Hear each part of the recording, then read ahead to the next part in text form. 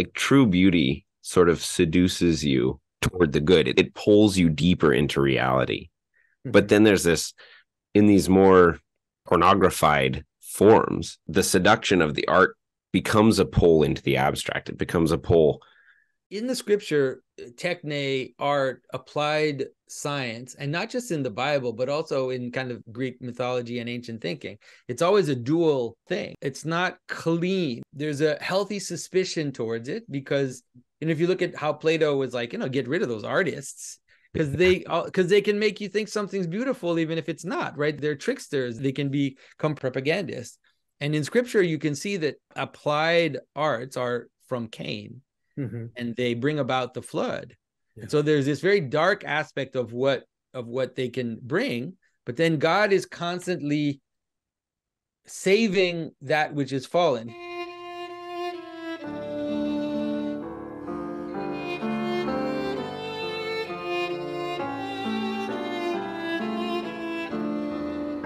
This is Jonathan Pajot. Welcome to the Symbolic World.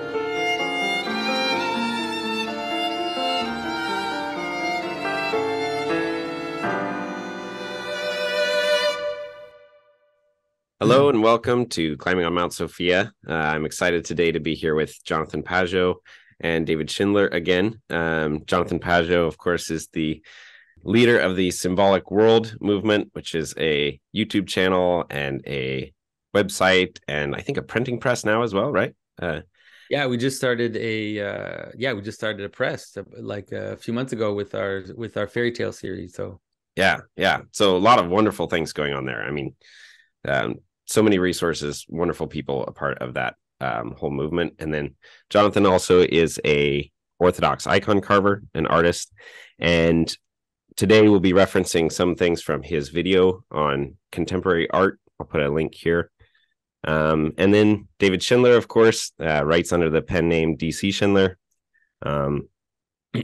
professor of anthropology and metaphysics, I think, at John Paul II Institute, and then author of many great works. So David and I have been doing a series on David's book, Freedom from Reality.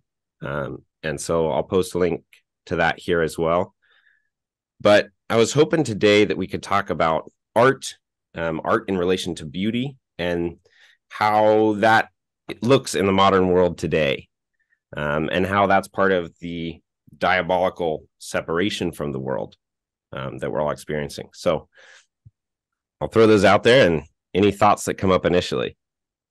Well, Ken, maybe we could start with the question that right before we began that you had raised and we hadn't gotten into, and I suspect Jonathan would have some really interesting things to say about this, but you mentioned the distinction between Techne in the ancient sense and modern technology that shares a root, but there's a very different sensibility implied. I mean, maybe that would be a good starting point. It's not immediately art in the sense of painting and sculpture, but certainly related to that. Would that seem like a fruitful? Yeah, I think it's a great place to start.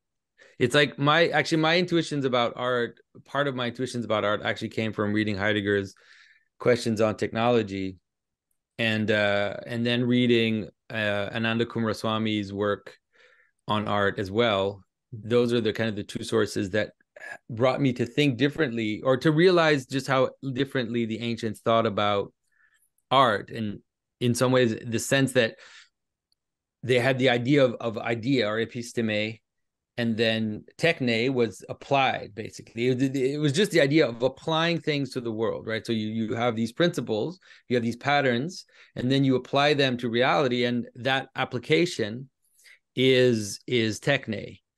And so that's been my approach to art in general and to technology. So to me, I don't totally see a difference between the two. It's just that, and poiesis, for example, like even poiesis comes from the word making. It's just this idea of like, you have these, you invoke the muse and then you make things with you actually create things.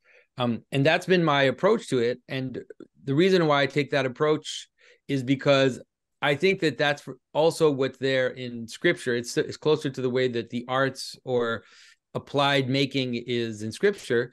And it also makes it it removes it from this weird idea of expressing yourself or of like creating beauty, art for art's sake or beauty for beauty's sake, and all of these types of terms that came about with the Romantics and the later artists, and rather brings it back to the idea of, so Ananda Kumarasamy, for example, says the art remains in the artist, right? Art is actually a skill. Art is not a thing. Art is a skill that the artist has to apply knowledge and principles to the world, and to make things that are artifacts that have a purpose in life and in society. And so technology does that as well. And the arts, the ancient arts, that's what they did, right? The seven arts, or however you want to talk about it. That's how they did it. And it's just a different way of understanding, which also breaks that weird duality we have between the idea of like pure techne in the sense of just gains in efficiency, which is the way that we seem to think about technology today. It's just increasing of power, basically, and the idea of art in the sense of expression of something. And so to me, they're actually ultimately the same. And when we separate them, and we have something like fine art or music or creative arts, and then we have pure techne, which is just an increase in means, then we have a monstrosity. We end up with weird monstrosities on both sides. Yeah. I want to invite you all to the very first Symbolic World Summit. Over 3 days, we will finally meet in real time, in real space, and everyone from this little corner of the internet will be there to explore the theme of reclaiming the cosmic image. Of course, I will be speaking, but there will also be Martin Shaw, who is an amazing mythographer, Father Stephen DeYoung of Lord of Spirit fame. There will be Richard Rowland from the Universal History series, Vesper Stamper, Nicholas Kotar, and Neil deGraye that you've all seen on my channel here and there. For entertainment, we have everyone's favorite apocalyptic band, the one and only Dirt Poor Robins. This event will be the chance of a lifetime to capture and embrace our current moment. So join us from February 29th to March 2nd, 2024 in Tarpon Springs, Florida. Visit thesymbolicworld.com/summit for more information, and I will see you there. Yeah, no, that's great. To pick up on a couple of things there, I'd like to tease out a little bit more distinction with technology, but I'll come to that in a moment. This idea of techne being an application, it seems to me there's another dimension that I think is in the spirit of what you were saying, but it's formulated a little bit differently, and that is that, and this again would be Heideggerian sort of sense, that techne itself is a kind of knowing. It's a distinctive kind of knowing that would be different from conceptual knowing that then gets applied like in a second moment. You have an idea, an inspiration, and you take that idea and then you try to translate it into a thing through, paint or tone or color. That there's another kind. It's kind of interesting, and this is I'm not an artist like you are. I do enjoy painting. At one point I thought I might become one, but that never materialized. But my experience of art, and this seems pretty common, is that you often discover the idea as you work with it. That it's not that you first have an idea and then you apply it, but that somehow the very idea itself comes to expression in a way that can take the artist himself by a certain surprise. It's still a manifest. It's not just self-expression. I mean, some people will interpret that as just being, arbitrary creativity. It's still truth-centered and truth-grounded, but it's a kind of truth that is revealed and manifest in the real thing, that you can then think about afterwards. Would you accept? No, well, like Heidegger talks about the notion of gathering, right? So it's like the way in which it's an unveiling is that it gathers elements together towards and it reveals. It ends up revealing a purpose as you're gathering them together. So you can understand it as from an emergent perspective and from a kind of top-down perspective, where from an emergent perspective, you have all these things coming together in love, and then manifesting a hidden reason as they come together. And then the other way to understand it is from the top-down perspective, which is it's like a head finding a body, or a husband finding a wife. It's like an idea coming into the world and joining itself with with matter. And so I think both of those are perfectly good ways to explain it.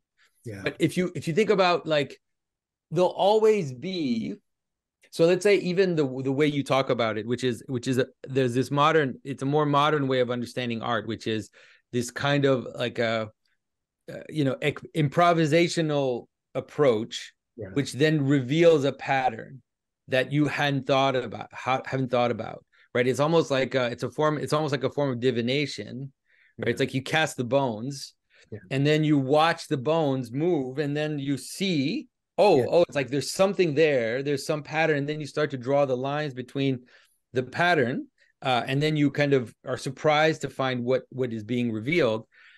So in that sense, that type of art making is closer to divination in that sense. But then you would need to have the art, right? So if you can't do it, then you're not going to do anything, right? You can kind of see it, but if you don't have the skill, if you don't have that art in you, then even if you have this revelation of some pattern that you hadn't thought about, you need the skill. So it's still, even if it's an emergent thing, you also need that top-down control in order to make it happen.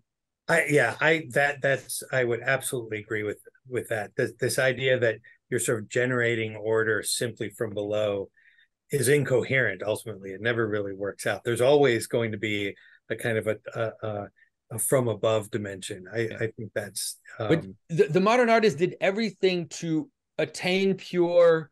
So I don't know if you know the process. Yeah. It's fun to do. Like, I don't know if you know the process of a cadavre exquis, which came about with the surrealist, which was, what you would do is you take a piece of paper, you'd fold it, and then we would I would start a drawing, and then I would leave just a little bit of the drawing left so that you can see, but you can't see what I did. Yeah. And then you would continue the lines and make something, and then leave a little bit for the other person. And at the end, you unfold it, and then you have a kind of hybrid monster. Yeah. But then what you're surprised is that you realize that often there's actually a surprising connection that happens between the different elements. Yeah. And that's why I mean that it's closer to the way that ancients would have done divination. Yeah. That's similar. Yeah, I'd want to try to steer between that, because there's no governing idea. There has to be a governing idea, or else, I think I don't know if you recall the TV series from a few years ago, Lost, that kind of made it. And I remember at a certain point really getting into that. It was absolutely compelling, but at a certain point, the compellingness of it just disappeared. Yeah. And I think that was when, the audience collectively began to realize that they didn't know where they were going. They don't know where they're going. They were like making it up, episode by episode. And I mean, immediately the drama disappears. It's no longer mysterious, or there has to be a governing idea. But what I would want to avoid on the flip side is somehow that you've got the concept that the artwork is simply a physical translation of a concept. It contributes more than that somehow, right? There has to be a play between the two. I think, like, I've been thinking a lot about beauty. I've been thinking a lot about beauty because on the one hand, I remember seeing, like that kind of Platonic idea, right? That beauty is the expression of the infinite, something like that. And I always thought, well, that's a good description of beauty. But then I realized that I had a tendency to describe beauty very much top down. It's like beauty is when you see harmony, beauty is when you see order, beauty. But I realized that actually, you know what? That's not true. That's not actually what you perceive as beauty. Beauty is something like harmony joined to a particular. Yeah. And so it's like it's integrated harmony into the contingency of a particular place, a particular thing. And that's when you actually perceive beauty. So something that is actually too perfect and too balanced is monstrous. Yeah. But you need this weird discussion between what the particular material, space, situation, whatever offers, and the pattern which kind of comes down and is married to it. It's like when the absolute shines through the particular, that you see beauty. You could, yeah, but the particular plays a part in it. Right, exactly. Like if there's no particular, the absolute can't manifest itself. And there's also a way in which the infinite also appears mysteriously in an aspect of idiosyncrasy that is properly there. Right. It's like the idea of this weird idea, like if you read I think it's in the Proverbs where it says, it says something like the gray hair, like the person's white hair is his glory. Mm-hmm. And it's like, it's a beautiful image because on the one hand, it's like your hair turns white, so it turns into light. But at the same time, it's you dying. And it's like, actually, your dying is your glory. And so it's like, as you settle into a kind of particularity, that's what kind of shows your particular glory. Yeah. So it's an interesting, but it obviously can't be disconnected from the universal, but it has both at the same time. Yeah. Along these lines, there's the best, most compelling interpretation of beauty that I have read is from a thinker I think needs more attention on this matter, and that's Friedrich Schiller. Mm-hmm. And you mentioned play. He has this definition on the surface. The definition doesn't sound like much, but when he explains it, it really becomes fascinating. He says that beauty is the appearance of freedom. Mm-hmm. And what he means by that is Jonathan, in a way, it's another way of saying the very point that you made. So he said, imagine just a straight line and a curving line. The curving line, he says, is more beautiful than the straight line. And why is that? The straight line represents a kind of an order that imposes itself sort of irrespective of the particularity of the matter there. It just mechanically is there and in a way allows nothing of the matter to appear. The curved line is the triumph of order, but it's a triumph of order precisely in the particularity and the constraints of the matter, where the very constraints of the matter become a means of expressing the freedom. So you get this incredible marriage. Use that word marriage, I think, is beautiful here, of form and matter, the from above, the from below, the concept and the practice, all of these things, the universality and the particular. Somehow that's beauty is where it all really comes together. Yeah, I think so. I think that it's interesting. I think one of the most satisfying images for a human person, and that's why it's so universal, is a straight line with a curvy line around it. Mm-hmm. I think that's actually, I think it's like hard coded into us. Yeah. When we see that it's line DNA, with you might say. Yeah, exactly. Like when you see that caduceus kind of structure, it's like, I don't know, as I remember being very young and just drawing that over and over, just because there was some weird aspect of it that was very, very satisfying. Yeah. And I think that when you think of those two together, so Christ on the cross is a good example, where Christ is usually actually drawn as a serpentine figure on the cross, but you have the straight, and then you have the curve, which comes and makes and softens it and makes it and is also a kind of dying at the same time. It's like there's no two ways about it. It's like there's a kind of letting go, right, of the straight, but also attached to it. It's like, it's weird. Or the cross obviously is hard to describe because there's too many things going on in there. But my intuition. So what I remember a good example. Contrapposto is a good example, right? So if you have a basic, simple contrapposto that's not too excessive, then you really get that beauty. But if you have someone standing in front of you that is just like a pillar, right, with their 2 feet like together, and just like obviously it's not a natural position, nobody stands like that, but you would feel it would be very eerie actually to face someone that way.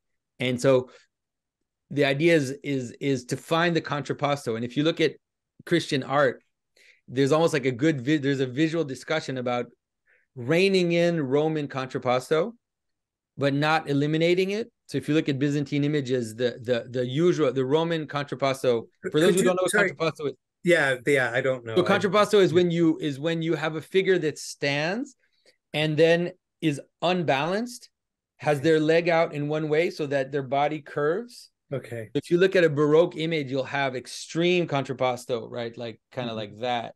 Whereas if in the Roman times, that's how you would always show a figure, right? It would be like 1 foot out and 1 foot straight, and it would make the whole body curve like an S. And if you look at Renaissance, the Renaissance would like recaptured the Roman contrapposto. There's something almost erotic about just it depends how much you exaggerate it.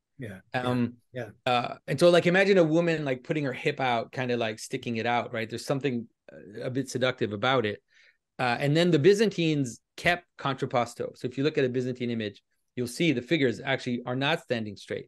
A lot of people would say, oh, the medieval, as in icon, when you say Byzantine, like a Byzantine icon, the figures aren't standing straight. In the late modern period, in like after World War II, some people started discussing medieval art and started saying, oh, medieval art is hieratic, it's straight, everything is brought back to like a kind of, but it's not true. If you look at medieval images, they do have a contrapposto, they are standing off, but the question is how much is enough and how much is too much. And so how do you find that curve in the body which is not overtly erotic, but suggests enough particularity for it to be incarnate and human and beautiful? No, that's why what I like about Schiller's notion is that order is not simply eliminated or betrayed, it's expressed, but it's expressed in this unique way that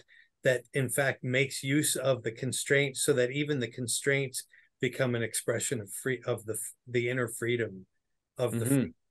And that sort of thing. So imagine you can think of a garden, or you can think of we find certain movements of animals graceful, and other, think of a frog leaping through the air. There's nothing graceful about it. If you watch it in slow motion, there's something ridiculous about it. And you see that the weight of the thing is overpowering its own ability, so it's violently reacting to it by launching itself in the air, but it's off center and off balance, and just as opposed to a gazelle leaping or something, or a bird flying. There you see that there's the bird has a weight. It's light, but it has a weight, but that very weight is what gives it the strength to move itself up, and there's nothing in it that doesn't contribute to. So I get nothing in it, including its constraints, including the things that in a way could, from another perspective, be oppressive. Those very things become an expression of its own inner life and reality. And we just find that beautiful to see. Because the thing that worries me when I hear like an expression of how do you say, an appearance of freedom? The freedom in appearance. Freedom in appearance. Is in manifestation. Right. I'm sure he didn't mean that, but it's like, because we see artists that made that move, but did it in a kind of, you could say, iconoclastic manner. Right. And so you find like, to qualify, he doesn't mean freedom in the sense of like arbitrary power to choose. Right. Yeah. You're meaning freedom in the sense of freedom as a responding to the call of the good, more than freedom as an assertion of oneself. That's right. As an order. In the art world, what you have in the 20th century is people who declare, without thinking twice, that art for art's sake. And so what we want is to liberate ourselves from art's imprisonment to particular crafts or to particular ideologies or whatever. So I just reread Portrait of the Artist as a Young Man, and you see, right, the narrative arc of that is that Joyce has to free himself from religion, free himself from his family, free himself from his nation in order to become an artist that can focus now on beauty, as if beauty expresses itself outside of these constraints and outside of these frames. Yeah. Right, fly past those nets, he says. Yeah, no, it's a very different. I mean, that's why you realize these questions about what beauty is involve. I mean, a fundamental interpretation of the meaning of the world, the meaning of being. You know, it's not just a question of taste. Yeah. The meaning of order. And speaking of the meaning of order, I don't know if you're familiar with Christopher Alexander. Have you? Yeah. He's expresses some of these things really, I find, in a really compelling way. That, you know, the contrast to art for art's sake would be this notion of the integration of life and art. This is a principle you talk about in that one video, but a healthy integration where there's nothing that beautiful that's not useful, and nothing useful that's not beautiful. And you don't have like mechanistic use on the one hand, and then try to add superficially onto it completely meaningless ornamentation to sort of heal the violence of the mechanical world. Exactly. Yeah. To heal the violence. That's a beautiful way of saying it. Yeah. I think that's exactly the good diagnostic of what happened in the 20th century, is that art, and what it did is it also made everybody ultimately alienated, because the art that was born, the high art that was born out of the modern period, became so abstract and so difficult that it left everybody behind, and so nobody really ended up caring. So I mean, let's say it, like James Joyce, Portrait of the Artist as a Young Man is actually really fun to read. It's beautifully written and it's amazing, but read Finnegan's Wake and you just want to pull your hair out at every page, because it's just right. It's just inaccessible to people. It's just I mean, it's dense and it's full of patterns and numerical symbolism, and it's all that, but it's like it's impossible to read. And there's a connection between this. Is something I've been thinking about recently. The marginalization of art and even philosophy from the public square. You know, I mean, it used to be the case that the thinkers and the artists were figures of authority of a certain sort, and they spoke right at in the center of the public square, and what they said and what they made then gave ordering to life. There was something that communicated itself in terms of the public horizon. But now, you know, we have this completely abstract sense of what politics is on the one hand, and the public sphere is again sort of a mechanical order that has nothing to do with human life. And then we have to, in a way, champion these extreme expressions of life and subjectivity on the side, and then you get this strange dialectic between the two. Yeah, where nobody is, and then the arts that are available to the public square are basically just like, you know, like a hit of cocaine. Like it's just basically like it's just they're just pornography. You know? Yeah, it's basically pornography. It's like it's just a beat. You know, a beat that you dance to, or like, you know, a lit up advertisement that you look at. It's like everything has been reduced to immediate pleasure and to mechanize a kind of mechanized cold reality. So we don't have the, you know, and that's why I tell people go to church. One of the reasons, obviously, I want people to go to church for their own spiritual salvation life, but for their own salvation. But there's also the idea that the church is one of the only places left in the world where you sing for a reason, right? Where you move for a reason, where you could have beauty for a reason, and that you can be inside and participate, and that we all are in this dance. And it used to be that all of society had some aspect of that dance to it, but it's broken down so much that there are few places, except for maybe your home, your family, and the church, where that is still accessible to us. Yeah. It makes me think about, you brought up the notion of seduction before when you were talking about the contrapasso.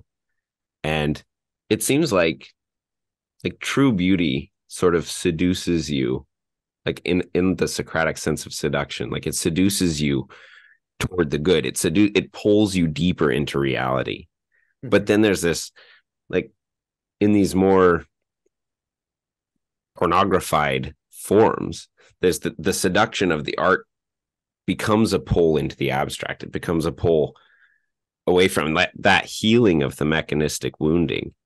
Yeah.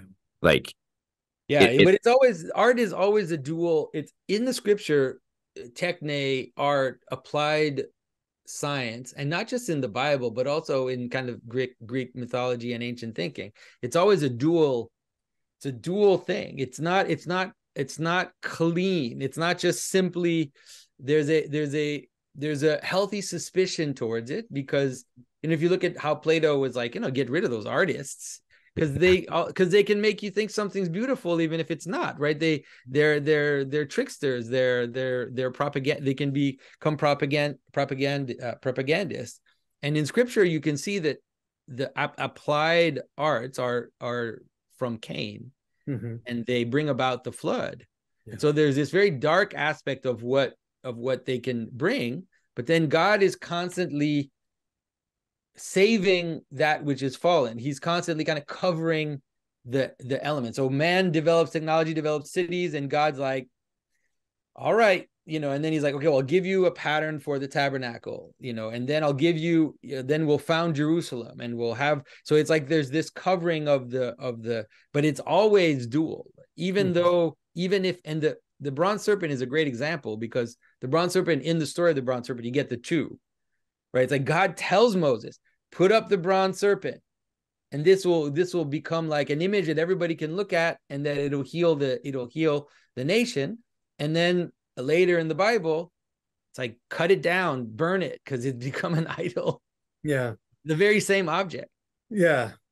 I like how you said Plato's concern that these artists can make something that look beautiful that isn't. I think that formulation is really crucial, because I would want to hold on to the idea that it's not that beauty is morally ambiguous and there's good beauty. No, it's art that's morally ambiguous, but not beauty. right No, but that's a really crucial point, because I think people miss that. I mean, that in fact beauty itself, and I think one of the reasons that it's, as you say, it's not clean, it's not sort of obvious, is I like to say that beauty has something of an invitational character. It's sort of, it welcomes and opens up and invites, but that that appeals to freedom on the recipient side. One has to respond properly to it, and because one has to respond properly to it, there's built into that the possibility of betrayal, of taking it, interpreting it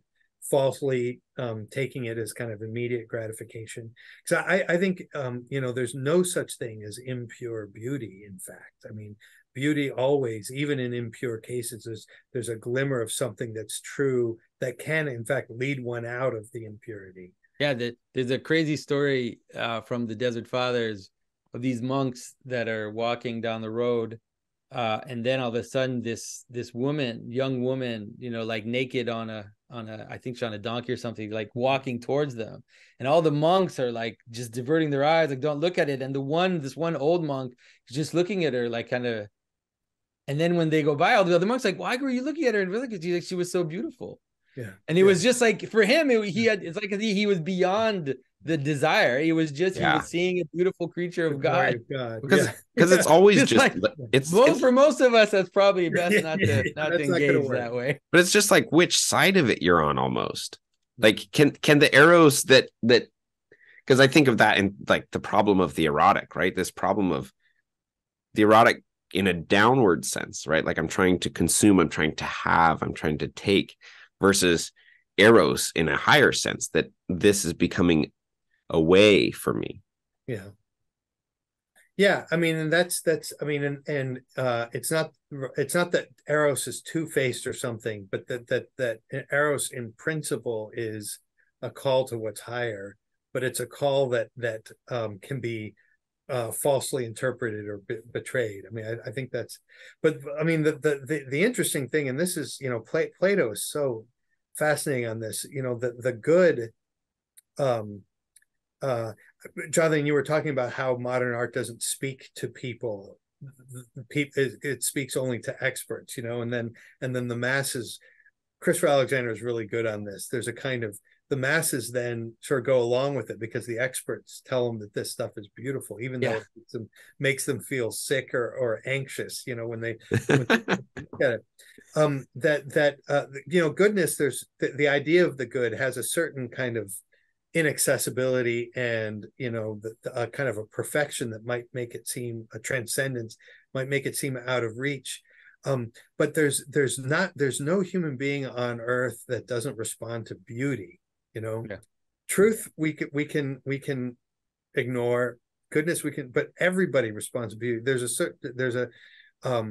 If you think of to use a kind of Christological image, that beauty in a way is goodness leaving its transcendence in order to enter into the very depth of the material, of the flesh, the incarnation, to the very ends, and in that place able to sort of speak and call one back up.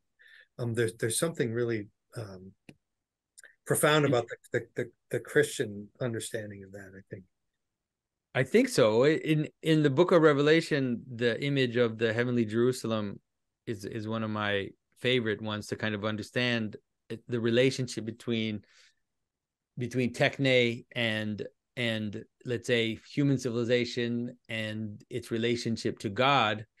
And so one of the descriptions of the heavenly Jerusalem, it says that all the nations bring their glories into the city. And it says that all the kings offer their glory into the city. And so the idea is that all these externals, right, they have to be offered up. And that's the way for them not to become dangerous, right? It's like you said, it's like the eros. If the eros is transparent and eros pulls you through things into the presence of God, then that's the right way to deal with it. But the problem, of course, is that because it offers certain pleasure, then it can seduce you to stay at the level of the appearance or to stay at the level of the first, And so I like the way that the church fathers, that the not the desert fathers, but like the monks in the Philokalia, how they talk about, say, hesychastic fathers, like the spiritual tradition in terms of, because Philokalia means the love of beauty. Yeah. But then in the text, they say weird things, like they'll say, ignore all spiritual experiences. Right? It's like, if you have a vision, ignore it. If you see a miracle, ignore it. Ignore everything. And you'd think, like, what a weird thing to say. Like, why are they doing that? And you think, are they against the beatific vision? Are they against? And you're like, well, obviously not, because the tradition is full of them.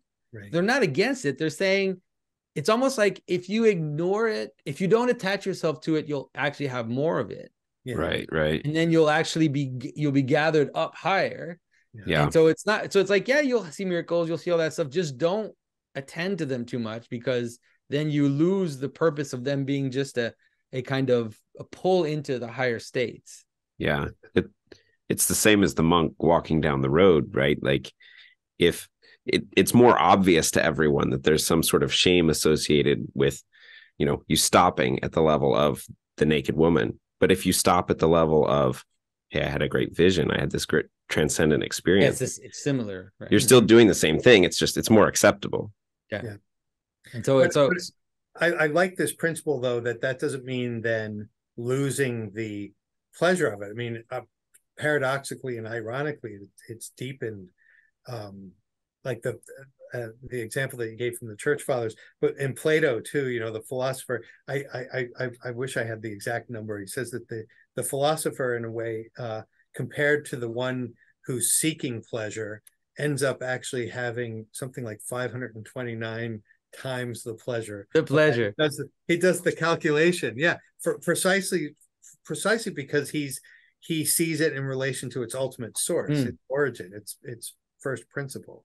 Yeah, I'm always asking people in some of my talks whether who has the most pleasure, a millionaire at a banquet, or a monk that's eating bread and has fasted for 3 days.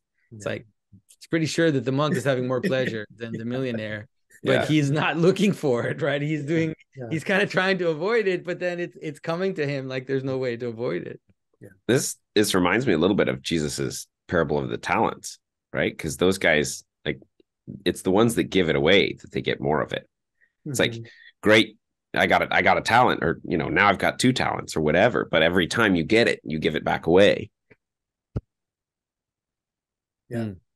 Losing your life is finding it. It's well, that's why the question of beauty in Christianity, it's like, it's a weird, and sometimes, how can I say this? Like, I think the Orthodox, I think, sometimes get it a little off, because there's something about Christianity and beauty which is paradoxical, because there's a sense in which we're meant to see beauty in the extreme of its ugliness.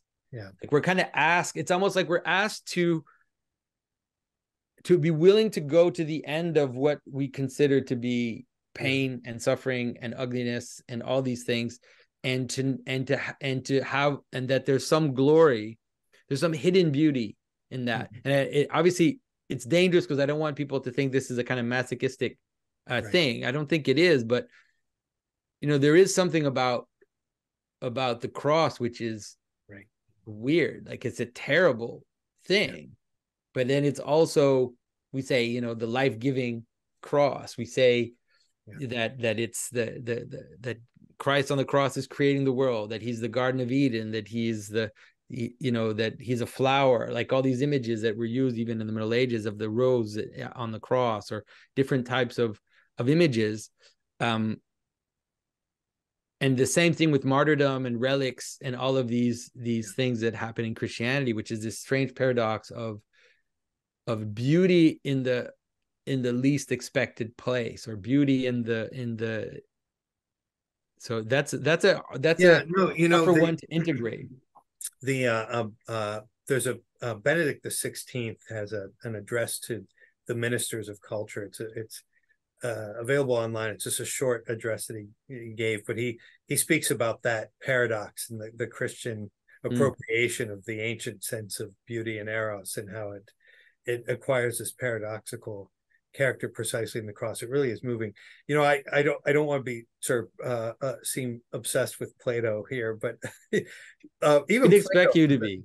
Even Plato has an anticipation of this. I mean, it's amazing that he presents Socrates himself, sort of notoriously ugly, Socrates, as when he opens up, in the symposium, and you see that he's like the statues that have the statues of gods inside of statues of gods, and when Socrates, you open them up, you see these glories that are it's spellbinding. So that there's something about that, the paradox of a more radically transcendent and glorious beauty in the most extreme. I think precisely because of Augustine says that one of the things that constitutes beauty is contrast. And I think we all find things like paradox striking for that reason. I'm going to actually use that as a way to tie into an earlier point that we made right in the beginning of the conversation. Unity and difference. That we might think that collecting different things under a unifying idea is the essence of beauty, and there's something really true about that. But there's also something about the differentiating of unity that's also beautiful. And I think in something like paradox and contrast, and then the ultimate example is the glory of the Lord, as Hans Urs von Balthasar would say, in the cross. Yeah, there you have what would seem to be an absolute difference, moving all the way to nothing. Suddenly itself reveals itself to be the deepest unity. There's something about that that becomes unspeakably beautiful. Yeah. And you have to avoid the sadomasochism. I mean, right? One can right. give Well, really perverse reading. It's also because like if as an artist, I think as an artist and someone who's interested in art, it's the kind of question you have to ask yourself. Because so let's say if you look at Francis Bacon as a painter, let's say he's a good example where one of his most known works is called Crucifixion, and it's like these broken monsters really is what's going on in that image. And the question is, what's the difference, right? So it's the same, like, for example, I'll give another example. I thought that Mel Gibson's Passion was over the top. Mm-hmm. Like, I like Mel Gibson and I like his movies, but that movie, I watched it and I thought that it was indulging in indulgent. There you go. It was indulging in violence in a way that I thought was not useful. Mm-hmm. But it not for a lot of people had a different reaction to it. But it's like and so if I look for example at like late, like kind of Spanish or like Mexican crucifixes, and you see Christ, his knees are flayed, and it's like he's just like his whole body is just ripped apart, and it's like, this is the crucifix in the church, right? It's so I like, what's the balance? How do we find the balance where we're showing the scandal of the crucifixion, but we're also trying not to indulge our fascination for something that is, our dark fascinations, let's say, for death, right? Right. And it's the same with music too, right? No, these are delicate matters and require real prudence and spiritual discernment. I mean, because there's a drama in this. It's problematic. You simply rule certain things out. It's problematic if you kind of automatically affirm them. There's a real discernment is the best word that is essential at every moment. Yeah.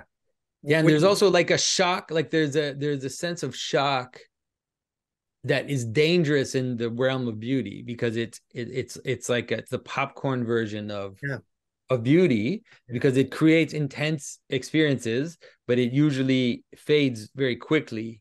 And so you can create, it's like watching a horror movie, right? You can create intense emotion, intense emotions in people, but those are not, they're not very deep. They don't transform. They don't transform you. Yeah, that's the word. Yeah.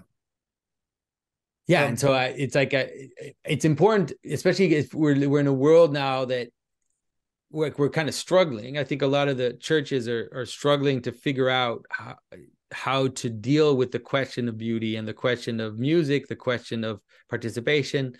I have, weirdly enough, like I have Protestant pastors who want to meet with me and talk to me about how do we find this balance between the entertainment, kind of flashy light show, rock and roll culture that so many churches have fallen into.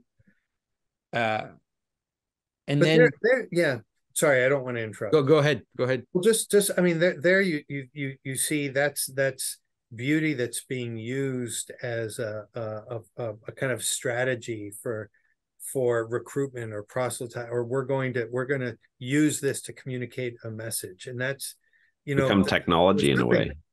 Yeah, right. There you go. We need to come back to that technology question at some point. Yeah, it's sort of a technological use, as opposed to something that would be like a genuine techne. That would be an interesting way into that. Like, so what you mean by technological use is something like pure utility, like for me, it's where you separate means from ends, and you kind of perfect means as a kind of a power, an instrument. It's increase in power. That's the best way to that can be then used indifferently. So it's defined as neutral in itself, and then it can be used indifferently for good or for evil, as opposed to techne was always understood as doing something useful. I mean, so it was always a means that's appropriate to the ends that it seeks to But I'd push back a little bit on the idea that it used to be understood as completely useful. That there's this weird tradition about, for example, the Asclepius, right? So Asclepius creates this medicine, and the way he does it is that he takes blood from the right side of the Gorgon. So he takes this dead Gorgon and he takes blood from the right side, and then out of that he creates the medicine.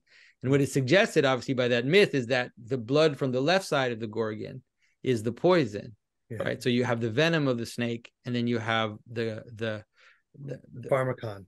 The pharmacon, yeah. And so the question of the pharmacon, I think, was already quite. And if you read in my mind, in Plato's, when he talks about writing, what's the name of the dialogue? Phaedra.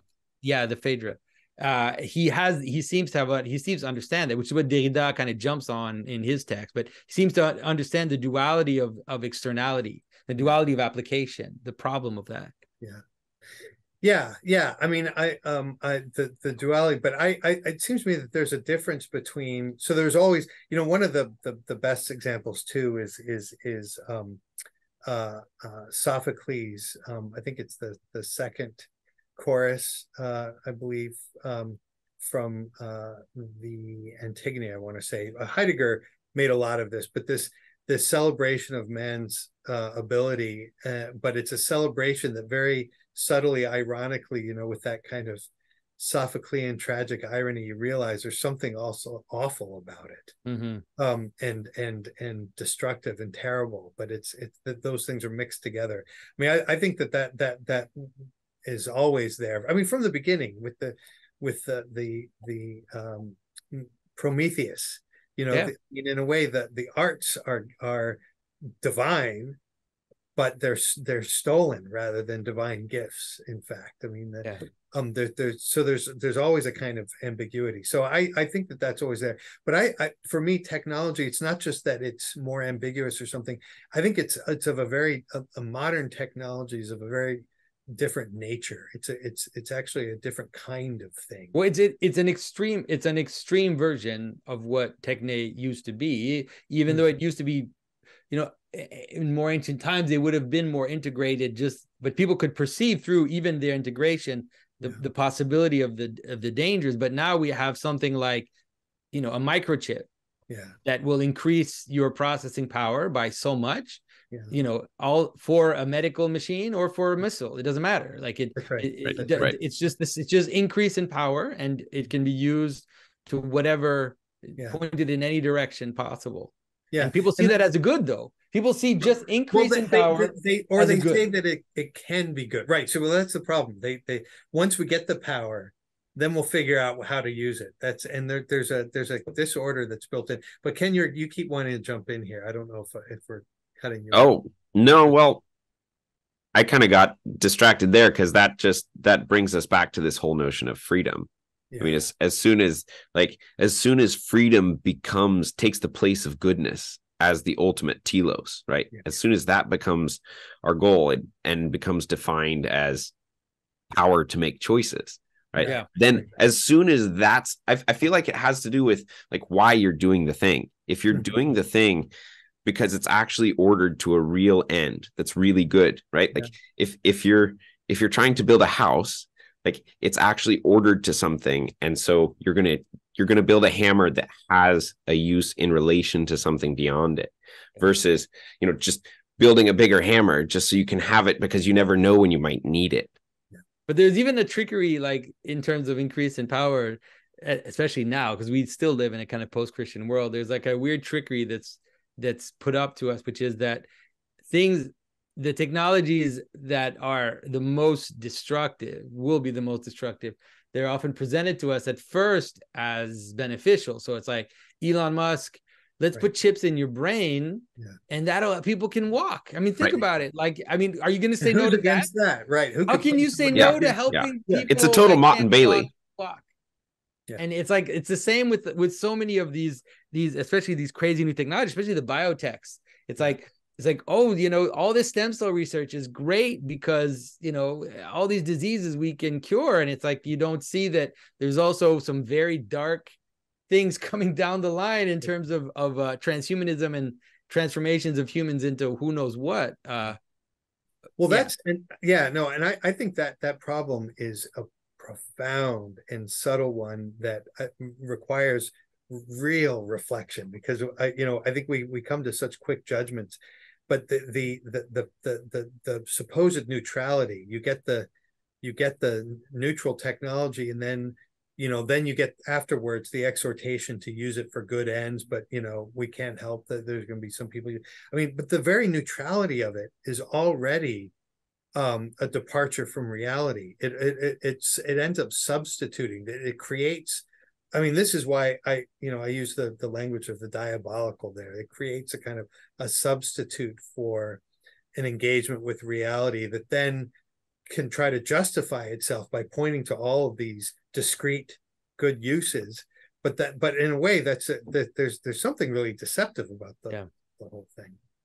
And so you can then you look at if you look at the Mennonite communities or the Amish, and you look at how they do it, and it's interesting because people always think that the Amish are these communities that they're against technology, but they're not actually. They always, all they do is they take, every time they're presented with technology, they ask themselves, what effect will it have on our community? And then they integrate it or they don't, depending on what effect it'll have on their community. Yeah. I mean, that's an interesting approach, Obviously, on the one hand, it makes them constantly in danger of vanishing, but on the other hand, it might make them more resilient than us in the long term. When we're all gone, the Amish will still be there. No, it is. In fact, my wife and I just took our kids to a Mennonite community a couple of weeks ago to a hymn sing that they did. These four voice. I grew up there. That was my upbringing. Oh, is that right? Yeah. Beautiful. Yeah. It was. But yeah, I mean, that was the Luddites too. I mean, they get sort of a bad rap and people misunderstand. They weren't against technology either. They just said that technology is good insofar as it helps humanity, and it's bad when it stops doing that. It seems to me an eminently reasonable. Now, one can debate about where that line is, but it's a reasonable judgment. And it seems to me, there's we need to recall it. I mean, but it's too late now, because and this brings up the AI question is the one that is exposing all of this radically, which is that this famous poll that they put across the people that are developing AI, and a large chunk of them believe that there's a chance that it will destroy humanity. And it's like, well, what? That it'll destroy humanity completely. And the question is, how is it that they're still doing it? Like, what's going on? How do you go to work in the morning there? But because they think that it's inevitable. Yeah. And so if I don't do it, somebody else is going to. Right. And right. Well, and this brings up the question to me always, is like, it's probably once a month that I sit and really think honestly about ditching a smartphone and going back to a flip phone. And ultimately, I haven't done that because it would disrupt my life enough that I won't do it. But I mean, when it comes to personal application, like, I don't know what to make of this sort of question. Like, where do we stop? Like, if I don't participate with AI, am I just jumping off the boat? First of all, have you tried ChatGPT? I've done minimally. It's amazing. Like, you have your own research assistant, full-time research assistant. That's what it is. I had to analyze all the videos on my YouTube channel, and I asked it, what would you talk about? What would you say Ken Lowry's doing with climbing Mount Sophia? And what it gave me back was significantly more thorough and profound, I think, than what I could have put together in half an hour of typing. I have to say, somebody sent me a ChatGPT little essay on one of my books just to see what I would think of it, and I was astonished, first of all, that it was as sophisticated. But I have to say, I quite honestly had the experience that I often have reading some of my grad student papers, where you see that they're saying things that they heard you say in class, and they can put them together in interesting ways, but that they never really got the point. No, And that's why they're your research assistant. That's yeah. why Right. ChatGPT is not, don't want it to write for you, but you Yeah. can use it as a research assistant. It's quite astounding. Yeah. But as like I can see it. Like I'm not, it's weird because the first time I used ChatGPT, it lied to me the first time. Yeah. Oh, really? And you don't know that, right? I mean, it totally lied to me. And then About what? Like what happened? it was so I would my son had been using it and he said he's got to try this. I'm like, and I was being just like a grumpy old man. So I'm like fine, whatever, I'll try it. And so I just one evening I logged into the ChatGPT and I asked him if he knew about Saint Christopher, because that's obviously what I was going to ask him about. And if he knew that Saint Christopher was a dog-headed man, and first he was like, no, he's a giant, and kind of argued with ChatGPT for a while. Finally, he admitted that Saint Christopher is sometimes a dog-headed man. But then I asked him, I said, has anybody ever written a graphic novel about Saint Christopher? And he said, yes. And I'm like, really interesting. And then he gave me the name of 2 authors and the name of a book that doesn't exist.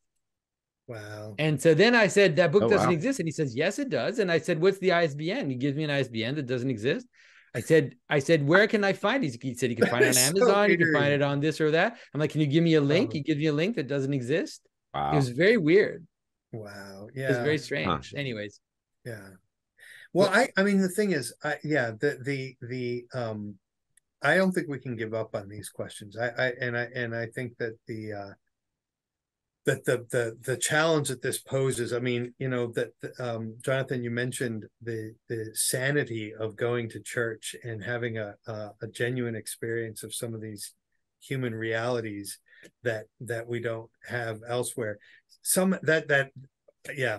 mean, this sounds like just sort of superficial exhortation, but somehow that has to penetrate into the shape of the world too. I mean, that's, I guess, the big task that. Yeah. So the only things I think the thing we can do is really just, because there's also a certain faith that true beauty will survive, and it's not just how can I say this? Obviously there are accidents, but it's not just a kind of blank statement of faith. It's also that people care about beautiful things, and when they decide to destroy a building, usually they'll destroy the nice building last. They'll destroy the ugly buildings first. And then, so there's a sense in which beauty has a kind of evolutionary advantage, right? In terms of preservation.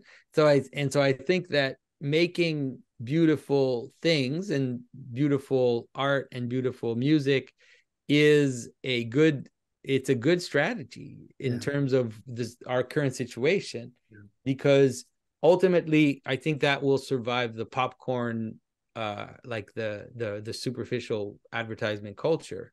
Yeah. At least as an artist, that's been and also like for me, it was aim high. It was like, okay, well, where's the place where this is still true? And the answer was, it's still church art. That's the place where it's actually true. It's where all of it comes together, where you can make beautiful things that are integrated into people's lives, integrated into, and also directed towards God and directed towards the highest things. And so it seems still possible. Yeah. I had a good friend of mine who was he's an atheist and modern person. And he said, what you're doing is also kind of just nostalgic. It's just nostalgia. It's just pastiche and nostalgia. And my answer was, well, it's not nostalgia for the person that buys an icon for their nephew that's getting baptized. Yeah. I don't know what to tell you. It just isn't. Like if I make a chalice for a church and there's wine in it, it's like it's not nostalgia. You can say what you want. It's a real thing. It's really happening. Yeah. It might seem retrograde to you, but it's not nostalgia. It's a real thing. And if it's genuinely beautiful, we always experience genuine beauty as still alive. If it's simply a repetition of an old form, I mean, people sense that too. It's not. Yeah, when it's too much of a. I always say. I actually say that. I think tradition without nostalgia. Which is that interesting. Learn the language from the inside and then create things. You can copy at the beginning. Obviously, you have to start by copying, But once you've mastered the language, you have to be careful not to just make pastiche images. Yeah, Kierkegaard's idea of tradition is recollection forward. That's a great way of saying it. Recollection forward. Yeah. Well, this may be a good place to bring it to a close. But any final thoughts or anything you wanted to say before we close here, for either of you? I'd say thanks. I think and it would be great to have another conversation. Yeah, so hopefully John wanted to come to this one, but he wasn't available. So hopefully we can get another one on the books. That would be wonderful. Yeah. I still need to have my conversation with John Vervaeke about AI, because he made a half prophetic, half scary, half who knows, like that video he made on AI was profoundly surprising and disturbing. And so I've been gathering up my thoughts to talk to him about it. I would love to be in on that conversation if you do it. So maybe so. Yeah. It's definitely something that he's thought a lot about, and that is worth engaging with him about it, because he's coming at it with, years and years of thinking about these questions, but he definitely doesn't come to the same conclusions I do, but it's worth, I think it'll be worth exploring it.